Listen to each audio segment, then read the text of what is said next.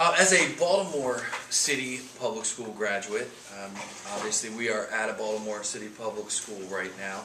Dr. Alonso is the CEO of Baltimore City Public Schools, and he has done a tremendous job in offering choice to our students into having different career paths. Today we're sitting in a room that's filled with technology from a very generous grant from Cisco Integrated Networks, your solution. As we sit in this room and we celebrate the use of technology and we assist our students into integrating that technology into their careers and their future, I was wondering if maybe you could tell us how the Director of Compliance uses technology to sort of, well, I guess that would almost investigate or to maybe go through some people's tax records and find ways to possibly get a few pennies here and there that weren't necessarily allocated to the right places. And actually technology is an integral part of what we do in compliance, because you do get to investigate and research.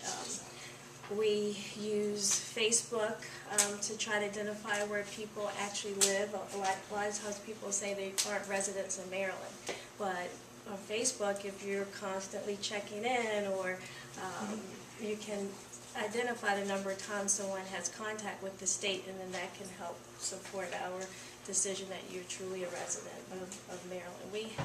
We have just integrated a data warehouse, which was a major project that we did, and from that data warehouse we're able to take information from the IRS, from other states and our states and state agencies, and we're able to develop analytical models to identify fraudulent tax preparers, people who misrepresent the itemized deductions on their tax return, that they're not reporting all their income to the state of Maryland. And in this 1 year that we've implemented the data warehouse, we've actually collected, not just assessed, but actually collected over $130 million for the state of Maryland. That's very significant. Technology is very important to everything we do. Every employee has a desktop. Many have laptops. We're able to telework, work remotely, so even our call centers, we're in the process of implementing software so that people can work from home, and which will help the environment, because you have less commuters, and it also helps with personnel issues when people are late to work, or they are caring for family members. You have children that you need to drop off at school. If you have that flexibility to work from home, then you have less absenteeism in the workplace. You increase employee morale, and the technology is there to do it. So that's something that we're looking for to offer employees, because one thing about being a state employee is you don't make as much money as you would in private. Yeah, I have no idea what that's like. As a Baltimore City public school teacher, I'm practically tripping over money every day. $100 bills, y'all. So let's just say you were an individual working for the state, and you were working a few years ago with Comptroller Goldstein, and then you magically went to sleep at your desk and woke up, and it's today with Comptroller Franchot. How different would that office look in those periods as far as technology? And actually I've experienced that, because when I first started with the state of Maryland, you did not have Microsoft products.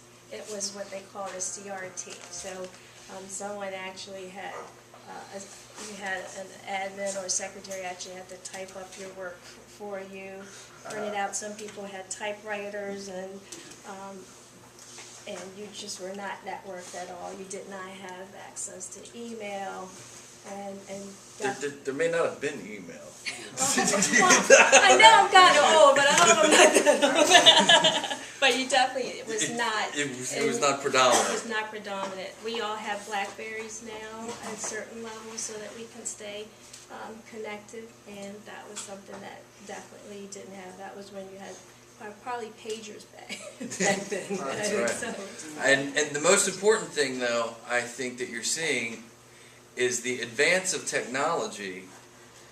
I believe, in my opinion, maybe you can confirm this, is it's actually making the employee have more responsibility, Right. not less. Because if you receive an email from your boss or from a client at 6:30 p.m. on a Wednesday, they are going to be looking for an answer within probably 12 to 18 hours. So, where Try a half an hour to an hour before you get the follow-up email. Did you get my last email? I mean, to be realistic. to be realistic, right? So to be realistic, we've sort of lost that. I come in at 9 and I leave at 5 and I leave my office at my office.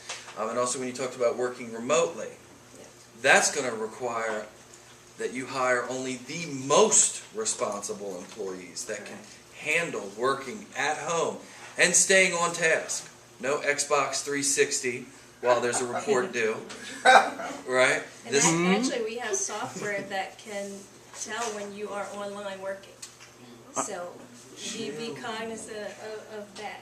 So we have a program like that here called SmartSync that's brought to us by Smartboard Technology, Cough, cough. for use in the classroom. Yes.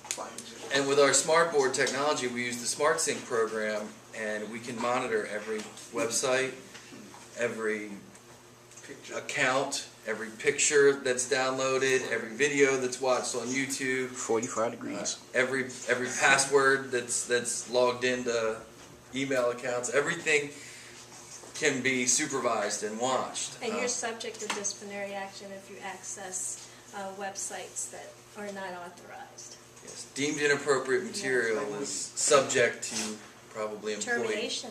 Yeah. That's a severe termination. So it's very serious. The F word. Fired. Five. Yeah. Thank you, Marquise, for the off-camera Commentary. commentary. We'll go ahead and cut now. Thank you.